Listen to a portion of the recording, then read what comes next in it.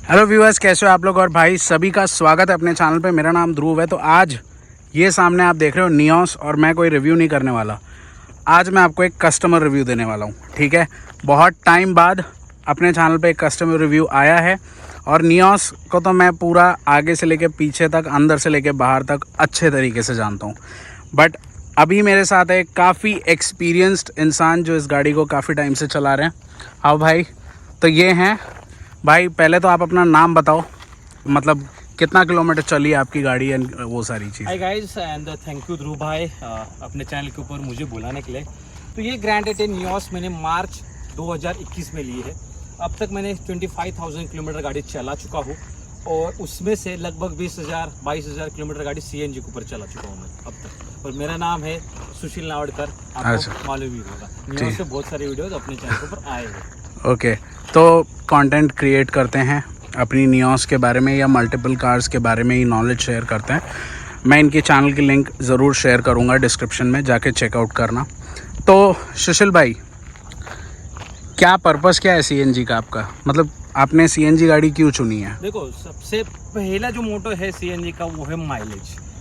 मैं इससे पहले स्कोडा ऑक्टाविया यूज़ कर चुका हूँ, दैट वन डीजल कार, और उसे यूज़ करने के बाद वो मैंने बेच दी क्योंकि मेंटेनेंस निकाल रही थी। मुझे अभी ऐसी गाड़ी चाहिए थी जो मुझे सिटी ड्राइव के लिए चाहिए थी, उसके साथ साथ मुझे माइलेज भी चाहिए था। मेन पर्पज़ ये था, मेरा रिक्वायरमेंट ये था, माइलेज।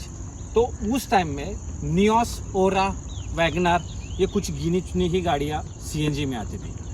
प्राइस था सीएनजी का था 49 रुपीज़, ओके, और पेट्रोल का 85-87 रुपीज़ समथिंग कुछ था।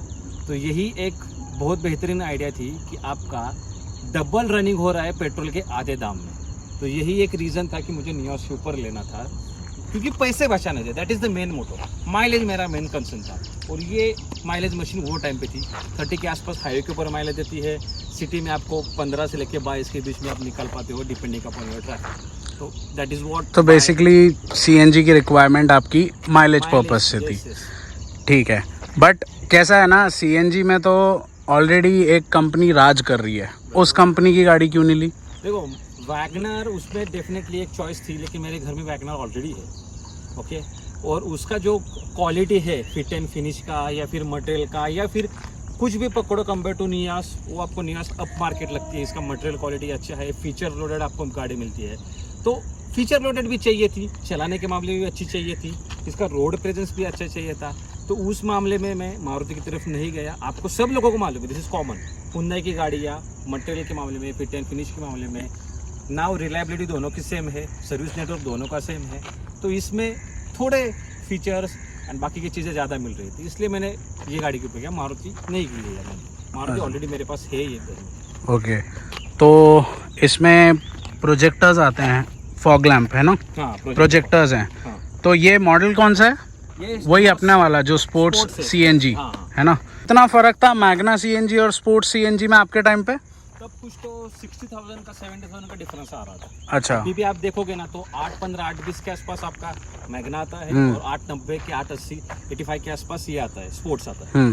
तो मैग्ना का रीजन है उसमें अलॉयज नहीं है, मालूम है, टच स्क्रीन नहीं है, ऑटोमेटिक एसी नहीं है उसमें। देन आपका जो मिरर्स है वो भी एडजस्टेबल नहीं है, शायद वो एडजस्टेबल है लेकिन फोल्ड अनफोल्ड है।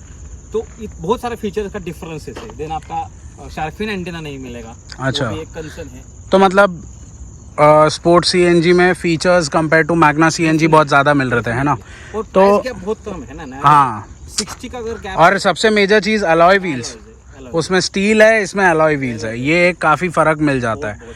और मुझे ये पूछना था कि जो सीएनजी गाड़ी है आपने जो सोच के ली, पूरा पर्पस फुलफिल हो रहा है कि मतलब कुछ भी ऐसे बैक ऑफ द माइंड ऐसा है कि यार मैं आज के टाइम में ईवी शीवी आ गई, आगे क्या करूँगा, वो सारी चीज़ों को लेके? देखो, आज के टाइम में देखो, आपका रनिंग ज़्यादा है ना, तो ही सीएनजी गाड़ी लेना बनता है। सीएनजी की जो पंप्स है, ओके, सीएनजी स्टेशन है, वो सिटी में आपको ज़्यादा मिलेंगे। आउट स्टेशन जाएंगे, सतारा, कोल्हापुर हो, या फिर मेजर जो सिटी है वहाँ से बाहर जाओगे तो कॉस्ट आपको पेट्रोल उतनी मिलती है। मेरा रनिंग बहुत था, मेरा डेली रेंज 70 किलोमीटर है दोस्तों, और उस हिसाब से मुझे माइलेज गाड़ी चाहिए थी। अगर मेरी गाड़ी डेली रेंज 10 था, 10-20 किलोमीटर था, और एक आधा बार महीने में ट्रिप रहती, तो I would have gone for petrol car only, ठीक है। अच्छा। और आज के ज़माने में अभी टाटा ने ईवी लाई है, ठीक है, तो आज अगर मुझे गाड़ी लेना होता तो मैं डेफिनेटली टाटा ईवी का एक बार जरूर सोचता, क्योंकि वो ब्रैकेट भी कम है, 9 लाख के आसपास वो गाड़ी अपने को मिलती है, एक शोरूम कुछ तो है ना उसका, तो शायद मैं टाटा के पास चला जाता आज के ज़माने में। वो टाइम पे मेरे पास ऑप्शन नहीं था, तो दैट्स व्हाई नियोस सीएनजी। और उसने मुझे पैसा बहुत बचा के दिया है। सोचो 20,000 किलोमीटर गाड़ी मैंने सीएनजी के ऊपर चलाई है, कॉस्ट निकालोगे तो लगभग मैंने 1-1.25 लाख रुपए तो ऑलमोस्ट उसमें बचाए है मैंने एक साल में, अगर वही अच्छा। हम पेट्रोल से कंपेयर करेंगे तो। और ये कैलकुलेशन मैंने मेरे वीडियोस में भी बताया है कि रीज़न क्यों है लेने का।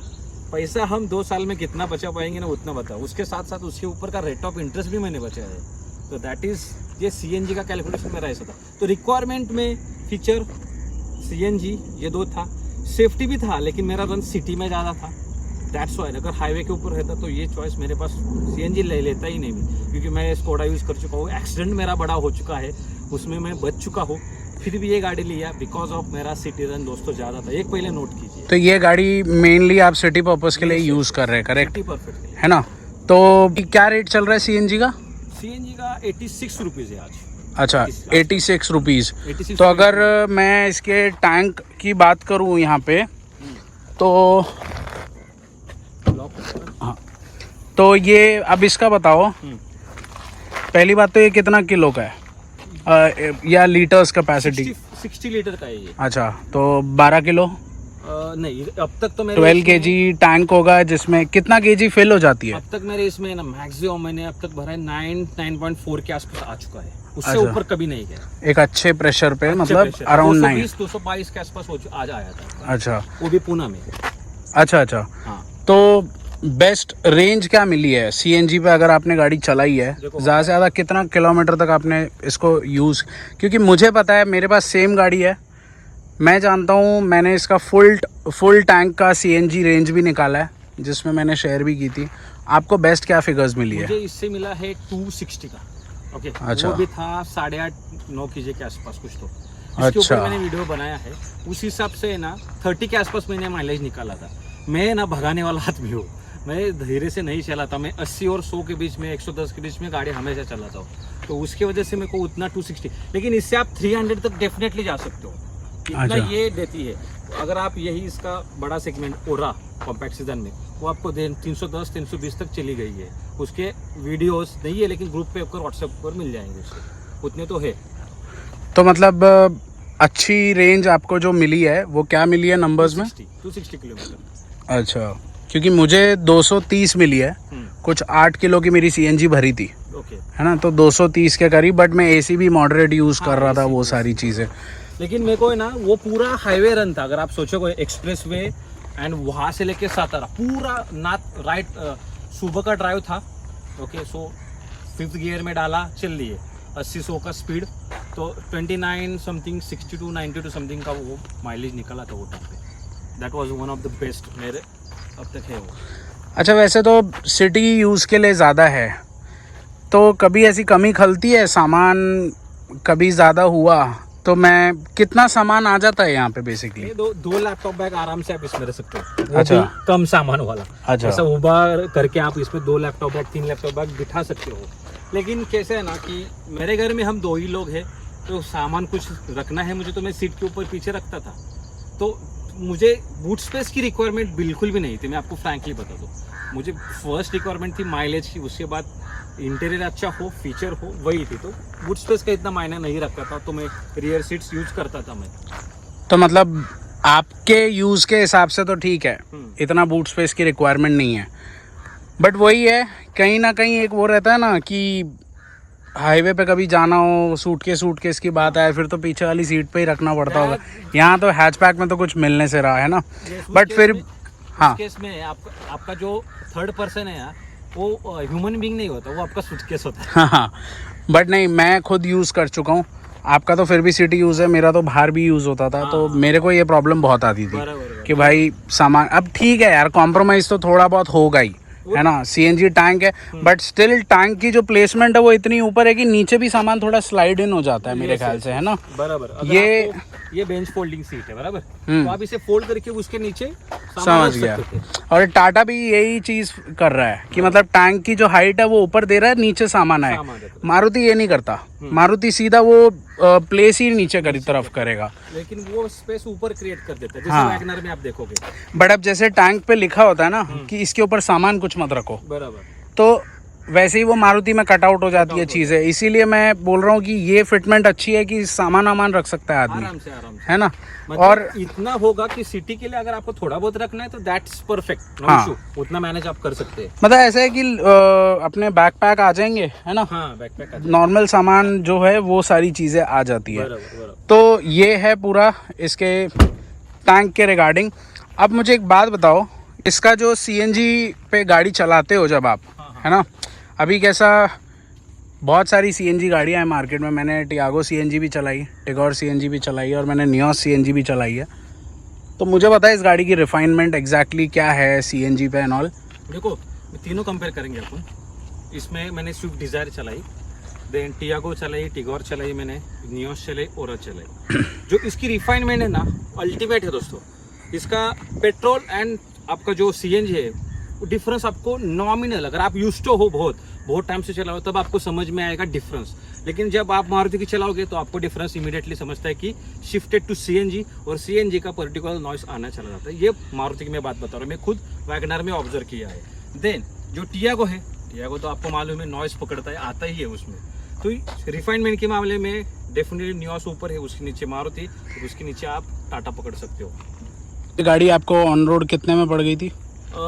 तब मैंने ली थी 7,90,000 के आसपास गाड़ी, तब गिरती थी समथिंग 8,37,000 के आसपास ऑन रोड वो टाइम पे।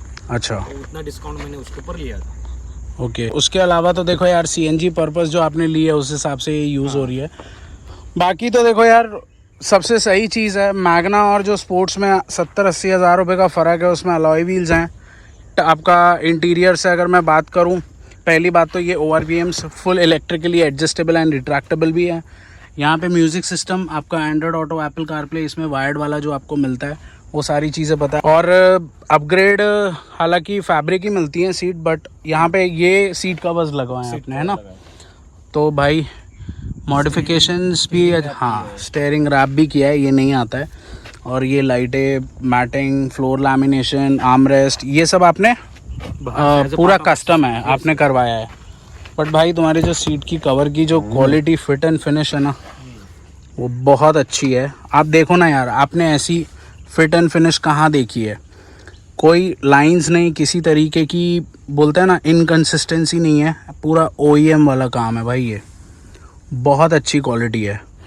और मेरे को एक बात बताओ, जब आप पहाड़ों पे चलाते हो इस गाड़ी को, कभी ऐसा मौका इंक्लाइन पे आपने चलाया हो या वो, तो सीएनजी में ऐसा कुछ लैग वैग? बिकॉज मैं अगर बताऊँ, टियागो और टिगोर सीएनजी ये सेगमेंट की सबसे पावरफुल सीएनजी कार्स हैं आज।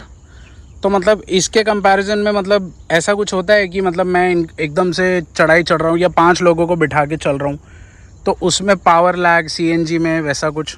देखो देखा जाए तो टियागो है वो 73 bhp समथिंग है, और इसका 68 bhp है। ऑन पेपर टियागो डेफिनेटली ज़्यादा है, चलाने के मामले में समझ में आएगा। लेकिन जब आप ये गाड़ी को यूज टू हो, सिंगल बंदे है या 1+1 है, तो आपको कोई प्रॉब्लम नहीं, कोई दिक्कत नहीं आती। मैं खुद इसको चला चुका हूँ, इसके ऊपर वीडियो मैंने डाला है, कोई प्रॉब्लम नहीं। लेकिन जब आप 2 बंदे और बढ़ाओगे तब आपको सीएनजी में लैग महसूस होगा, पावर की कमी डेफिनेटली लगती है। ओके, और जब आप सिंगल रहोगे तब आपको कुछ नहीं लगेगा, ऐसा लगेगा गाड़ी बहुत अच्छी तरह से भाग रही है। ये तो मैं आपको डेफिनेटली कहता हूँ, ये मैं खुद ऑब्जर्व कर चुका हूँ। और Hyundai की पता है एक बात क्या है कि इन्होंने सीएनजी मॉडल में अलॉय व्हील्स दिए हैं। टाटा अपनी सीएनजी कार्स में है ना, अलॉय व्हील्स नहीं देता, वो स्टील रिम्स आते हैं, उसमें कुछ फॉक्स व्हील कैप्स आ जाएंगी। तो ये एक चीज़ अच्छी है। क्वालिटी Hyundai की यार देखो अच्छी है, रिफाइनमेंट है, फिट फिनिश अच्छी है, किसी भी तरीके का पैनल गैप, इनकंसिस्टेंसी, ये सारी चीज़ें तो Hyundai में दिखने से रही। वन मोर थिंग, सॉरी मैं आपको डिस्टर्ब बीच में रोक रहा हूँ। इसका जो 1.2 का काप्पा इंजन है बहुत रिफाइंड है, 2008 और 9 समथिंग से i10 में आ रहा है, वही के वही कैरी फॉरवर्ड किया है इसमें भी। इसका जो रिफाइनमेंट है, अगर आप आफ्टर मार्केट में सीएनजी लगाते हो ना, तो ये गाड़ी के लिए आफ्टर होंडा सिटी सबसे ज़्यादा सक्सेसफुल इसमें है। तो इसलिए आप देखोगे कि नियोस में सबसे पहले इंट्रोड्यूस किया गया सीएनजी, क्योंकि उसका आफ्टर मार्केट भी रिपोर्ट अच्छा है। अच्छा। ट्यूनिंग उसका अच्छा जमता है after Honda city. Honda city में आप मालूम होगा कि होंडा सिटी का जो बाहर का आफ्टर मार्केट इंस्टॉलेशन है वो सीएनजी में बहुत अच्छा सक्सेसफुल है, और इसलिए इसका भी है। दैट्स वाई ये रिफाइनमेंट एंड बहुत बढ़िया इसमें ये हो रहा है, वर्क कर रहा है।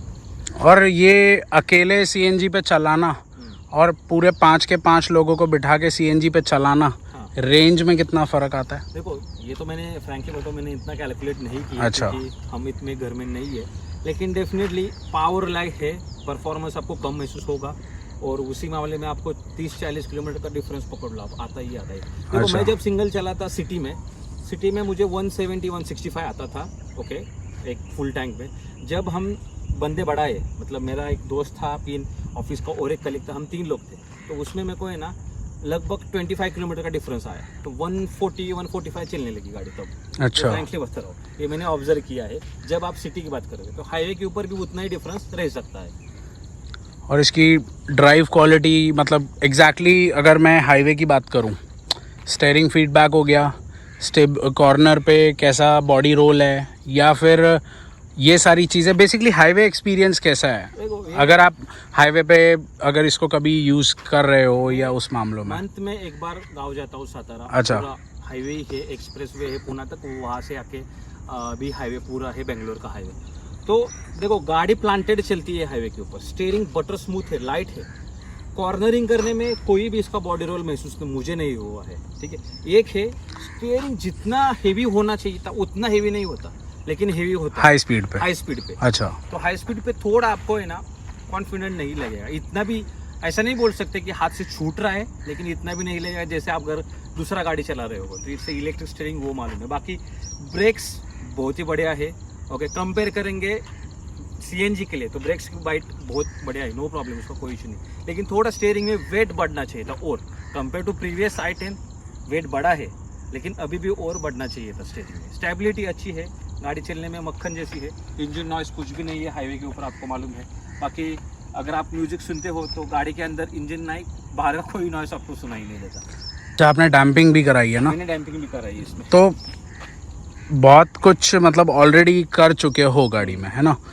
और मेरे को और एक चीज़ बतानी थी, ग्राउंड क्लियरेंस थोड़ा बताओ। मतलब कैसा होता है ना, अब शहरों में क्या, कब कुछ गड्ढे आ जाएं, कब कुछ स्पीड ब्रेकर आ जाए, उस मामलों में, क्योंकि मैं ये गाड़ी को चला चुका हूँ 6-7 हज़ार किलोमीटर, और मुझे पता है ये गाड़ी है ना क्या है, तो मैं आपका एक्सपीरियंस जानना चाहता हूँ। इसका ग्राउंड क्लियरेंस 165 mm का है, बराबर।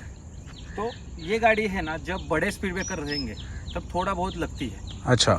और जब आप 4 लोग बैठेंगे तो लगेगी ही लगेगी। अच्छा। मेरा पर्सनल एक्सपीरियंस पूछोगे, मुझे मालूम है गाड़ी कैसे चलाना है, तो अभी तक आज तक कभी गाड़ी मेरे से नीचे नहीं लगी, कोई भी हो। मेरा खुद का एक्सपीरियंस मैं आपको बता रहा हूँ, क्योंकि मैं सिंगल ही चलाता हूँ, तो वैसे कि इतना कुछ डिफरेंस नहीं आएगा, गाड़ी नीचे बैठेगी नहीं। लेकिन आप 4 चलाओगे तो आपको डेफिनेटली टेक केयर लेना पड़ेगा। इसका गाड़ी छोटी है ना, जब आप पास करोगे तब उतना नहीं लगता, लेकिन बड़ा स्पीड ब्रेकर रहेगा तो आपको लगेगा का नीचे का। और इनिशियली देखो सस्पेंशन स्टीफ है ना इसके, तो इनिशियल पीरियड पे अब तक तो नहीं लगे, लेकिन थोड़ा मुझे सस्पेंशन है ना सॉफ्ट हो रहे हैं। आपको मालूम है, एक बार स्टीफ रहते हैं, थोड़े टाइम के बाद वो सेटल हो जाते हैं। थोड़ा अब ऐसा लगने लगा है कि शायद आगे जाके 2 बंदे 3 बंदे के ऊपर लगेगा नीचे। अच्छा। तो अब तक तो नहीं लगा, मेरा अब तक का एक्सपीरियंस ऐसा है। कितने रुपए तक की फुल हो जाती होगी टंकी? अभी 600 रुपये तक, 600-650 में फुल हो जाती है अपनी। फुल हो जाती है अभी का प्राइस के हिसाब से। तो वहीं पे जितना ट्रैवल कर रहे हो आप, पेट्रोल पे अगर करने जाए आदमी, 1000-1200 का पेट्रोल है वो। हाँ। मुंबई के ट्रैफिक के हिसाब से। एग्जैक्टली। तो आप है ना सीएनजी गाड़ी 2 व्हीलर के खर्चे में चला रहे हो, मैं इतना बोल सकता हूँ आपको। 2 व्हीलर आपको 30-35 का माइलेज देता है, ये आपको गाड़ी 15-20 का माइलेज देगी सीएनजी के खर्चे में। तो आप उस हिसाब से कैलकुलेट करना सीख लो, मतलब 1.5 उस हिसाब से। नहीं सही है, बट मैं सिर्फ ये पूछता हूँ कि कंसिडरेशन सेफ्टी वाइज अगर आप देखते हो, ठीक है, ऑप्शन भी नहीं थे, बट दिमाग में कुछ तो होगा ना बैक ऑफ द माइंड की यार क्यों सेफ्टी मैं अगर कंसिडरेशन में लूँ या नहीं लूँ। वैसा देखो, मैं पहले ही बता चुका हूँ कि रिक्वायरमेंट क्या है। मेरा रिक्वायरमेंट माइलेज था, no doubt prevention is always better than cure. Hyundai Maruti गाड़ी से एक्सपेक्ट नहीं कर सकते आप सेफ्टी के मामले में। ये 2 स्टार इस गाड़ी है, तो पूरा फ्लैट होने वाले हाईवे के ऊपर। मेरा रन माइलेज चाहिए था, मेरा सिटी यूसेज ज़्यादा अच्छा, इसलिए मैंने ये गाड़ी के ऊपर गया हूँ, ओके। और तब मार्केट में टियागो नहीं लॉन्च थी सीएनजी में, तो वो ऑप्शन मेरे पास था ही नहीं। अगर सीएनजी मुझे नहीं चाहिए थी तो मैं डेफिनेटली पेट्रोल गाड़ी के पास जाता और सेफ ही गाड़ी में उस केस में कंसिडर करता, और वो मेरी चॉइस ही डेफिनेटली रह जाती। तो वही था कि डिपेंडिंग अपॉन यूसेज मेरा वो लेना पड़ा, नहीं तो सेफ्टी टिक बॉक्स उसमें नहीं था because of city usage and mileage. अच्छा, तो आपकी हाइट कितनी होगी? मेरी हाइट 5'11" है। तो पीछे वाली सीट पे आपने अपनी गाड़ी में बैठ के देखा है कभी? हाँ देखा। क्या है, कितने का? क्योंकि मैं 5'8" हूँ, हाँ, आप 5'11" हो, तो क्या कंफर्ट है आपका पीछे वाली सीट पीछे पे? का आपका थाई सपोर्ट और बैक सपोर्ट अच्छा है, लेकिन हेड के लिए कुछ भी नहीं है। आपका हेड है ना आप- पूरा ऐसा हो जाता है, तो मतलब आपका हेड लगता है? ऊपर नहीं लगता, ऊपर अच्छा। आपको थोड़ा बहुत स्पेस मिल जाता है, अच्छा, अच्छा। हेडरूम मिल जाता है आपको अच्छा खासा, लेकिन आपको जो हेडरेस्ट होने चाहिए थे पीछे वो भी नहीं मिल हाँ, रहे। इसमें आगे पीछे दोनों आपके इंटीग्रेटेड है। हाँ इंटीग्रेटेड है ना? अगर ये फिक्स्ड पहुंचते हैं ना तो मेरा हाइट है ना जो हेड है हाँ। ऊपर चला जाता है। आपको दिखाता हूँ मैं बैठ के, ये देख सकते हैं, ठीक से बैठ के दिखा देता हूँ, आप देख सकते हैं आधा ही हेड मेरा आ रहा है। ओके, तो ये बहुत बड़ा नेगेटिव मुझे लगता है कि एडजस्टेबल हेडरेस्ट इसमें होने चाहिए थे। इस गाड़ी में क्या ऐसा लगता है आपको कुछ कि ये बेहतर होता या वो चीज़ बेहतर होती? तो सबसे कुछ खास है, इम्पोर्टेंट है उसका हेडरेस्ट। अच्छा, यार स्विफ्ट में आपको जो राइवल से स्विफ्ट है उसमें आपको एडजस्टेबल मिल जाता है, इसमें देना चाहिए ना, जो कि बहुत सेफ्टी वो भी सेफ्टी कंसर्न ही है, क्योंकि अगर आपका एक्सीडेंट होता है तो हेड आपका पीछे नहीं चला जाना चाहिए। जिसकी हाइट मोर है वो तो पीछे चला जाएगा ना, झटका लगेगा उसको, तो वो एक कंसर्न मुझे एक लगता है। देन इसमें रैटलिंग नॉइस आता है। अच्छा, ओके, 10 आउट ऑफ 5 कार्स में रैटलिंग नॉइस मिल जाएगा, अच्छा। जो सभी गाड़ियों में रहता है, वो कम होना चाहिए था। सस्पेंशन थोड़े स्टीफ है, तो छोटे छोटे गड्ढे हैं वो आपको महसूस हो जाएंगे। नो डाउट स्टेबिलिटी के लिए अच्छे हैं, बट सॉफ्ट सस्पेंशन जिसको पसंद है उसको स्टीफ सस्पेंशन अच्छे नहीं लगेंगे। तो इट्स हुंडई की उन्होंने बनाए ऐसे ही ये गाड़ी के लिए। जो इसका सिस्टम है आपने भी नोटिस किया होगा, एंड्रॉयड जो है फ़ोन वो अच्छी तरह से वर्क नहीं करता इसको, ये तो बराबर। पूरी वीडियो बनाई है मैंने इस पे। आई डोंट नो कि एंड्रॉयड जो है उसका सॉफ्टवेयर इसका सॉफ्टवेयर मैच नहीं कर रहा, I don't know, but iPhone लगाओगे ना मक्खन जैसे चल जाता है। एप्पल कारप्ले अच्छा चल रहा होगा। हाँ, मेरे साथ भी यही है। एंड्रॉयड ऑटो में ऐसा है कि वो बीच बीच में डिस्कनेक्ट होता है डिस्कनेक्ट होता है, और हैंग हो जाता है। हाँ, ये मैंने तभी बात शेयर की थी कि मेरी नियोस में हो रहा है कि बाकी में भी हो रहा है। हाँ, तो मैंने ये चीज़ देखी थी, और भी 1-2 केसेस आए थे, अभी आज आपने ये बात बोली। तो और थिंग ऐसा है कि आपका जो हेडलाइट्स है एज पर रूल्स बराबर है, लेकिन आप देखोगे तो बहुत कम लगता है, इसके ब्राइटनेस बहुत कम। अच्छा, आपने अपग्रेड की है हेडलाइट? है हाँ, उसमें हेडलाइट की है। ओके, एलईडी हाँ, मैंने इंस्टॉल की है। और फॉग लैम्प अपग्रेड किए हैं? नहीं, फॉग लैम्प में वही है, हैलोजन प्रोजेक्टर। फॉग लैम्प है ना, ये भी मुझे कंसर्न लगता है यार। फॉग लैम्प का मीनिंग है एक्चुअली पास का अच्छा दिखे ना। आप इसे चला के देखो एक बार, बंदी हो जाए ना, ऐसा लगता है कि लाइट ही नहीं है। ओके, तो वो भी थोड़ा एक कंसर्न है। दिए तो है लेकिन नाम के लिए मुझे लगते हैं। किस टाइप के इंसान को ये गाड़ी लेनी चाहिए, या इससे बेटर ऑप्शन मार्केट में जो भी गाड़ी है आपको ऐसा लगता है कि मतलब आप भी खुद यूट्यूब वीडियोस ये रिगार्डिंग कार्स बनाते हो, है ना? आपका 25,000 किलोमीटर का एक्सपीरियंस है एक सीएनजी गाड़ी पे, तो क्या है आज की स्टेट ऑफ माइंड जहाँ पे टाटा टियागो टिगोर सीएनजी जैसी गाड़ियाँ हैं, है ना? तो आज के हिसाब से क्या एक बोलोगे आप? मैं एक देखो डिफ्रेंशिएट करता हूँ इजीली, बहुत आसान तरीके से। आपका हाईवे रन ज़्यादा है तो आप टाटा के ऊपर जा सकते हैं सीएनजी में। सिटी रन ज़्यादा है, आपको fit and finish material quality अच्छी चाहिए, ओके, तो आप ये गाड़ी के पास जा सकते हैं डेफिनेटली। आपको सेफ्टी कंसर्न है, मत देखो ये गाड़ी के पास, आँख बंद करके टाटा के पास चले जाओ। ये 4 सिलेंडर है, वो 3 सिलेंडर है, रिफाइनमेंट का बहुत फर्क है। इसका माइलेज 30 का मिल जाएगा, उसका माइलेज आपको 26-27 का है। आपके ऊपर है चलाने को, फिर भी मैं ऑफिशियल फिगर के हिसाब से बता रहा हूँ। तो जिन लोगों के लिए सिटी यूसेज के लिए चाहिए, एक फैमिली कार चाहिए, 2 लोग हैं और माइलेज भी अच्छा चाहिए, मटेरियल भी चाहिए, फीचर्स भी चाहिए, देन दैट केस आप ये गाड़ी डेफिनेटली ले सकते हैं। टियागो में भी फीचर्स भर भर के है, लेकिन एलॉयज नहीं है उसमें, आपको डिफरेंसेस पता चलेंगे। उसमें हरमन की म्यूजिक सिस्टम है, प्लस थिंग है, उसमें सेफ्टी है, लेकिन जब वो कंसिडर तभी करिए जब आपको हाईवे रन हो, बराबर, तब दैट केस में आप कंसिडर कर सकते हैं। मैं आपको सिंपली वे में बता रहा हूँ, ये गाड़ी के ऊपर आराम से लेते हैं, अभी तो डिस्काउंट चालू है, उठा लो जल्दी जल्दी। जब आप गड्ढों से गाड़ी लेके जाओगे और ब्रेक्स दबाओगे तो due to ABS sensor activate हो जाता है, लेकिन ऐसा लगता है ना कि वर्क नहीं कर रहा प्रॉपरली। ओके, आपको समझ में आया कि गाड़ी चल रही है, स्लो स्लो चल रही है, आपको रुकना चाहिए, वो रुकती नहीं गड्ढों में। अच्छा, आप एक बार नोटिस करो, एक बार गड्ढे में ब्रेक दबा के देखो, तब ऐसा लगेगा कि एबीएस का नॉइस तो आ जाता है, एक्टिवेट हो जाते हैं, लेकिन रुकती नहीं गाड़ी, थोड़ा आपको आगे चली जा ही जाती है गाड़ी। तो वो केस में वो मुझे थोड़ी दिक्कत महसूस हुई है गड्ढों में स्पेसिफिकली। बाकी प्लेन रास्ते पे और एबीएस परफेक्टली वर्क करता है। सो भाई ये था पूरा नियोस सीएनजी का एक कस्टमर फीडबैक सुशील भाई की तरफ से। इस गाड़ी के बारे में कुछ भी और जानना है, मैं सही बता रहा हूँ, इनके चैनल पे जाओ, इन्होंने क्या कस्टमाइजेशन की है, पूरा अपना एक्सपीरियंस वहीं शेयर किया है आपने, करेक्ट। देखो मुंबई में ना हम क्रिएटर्स बहुत कम हैं जो कोलैबोरेट कर पाते हैं आपस में, ठीक है। ये एक सीएनजी गाड़ी ओन करते हैं, मुझे एक स्पेशल सीएनजी के लिए वीडियो बनाना था और भाई ने एक बार में टाइम दिया, आए इतने 30-35 किलोमीटर दूर से। तो भाई ये एक बहुत बड़ी बात होती है और आप लोगों के लिए ये वीडियो मुझे बनाना था। तो देखो कुछ भी सवाल हैं, बेस्ट है आप नीचे कमेंट सेक्शन में पूछो, या तो भाई के चैनल पे जाओ एंड इंस्टाग्राम पे भी आप कनेक्ट कर सकते हो, ठीक है भाई। तो ये था नियोस सीएनजी के बारे में। सो मिलते हैं अगली बार एक नई वीडियो के साथ। सुशील भाई थैंक यू चैनल पे आने के लिए।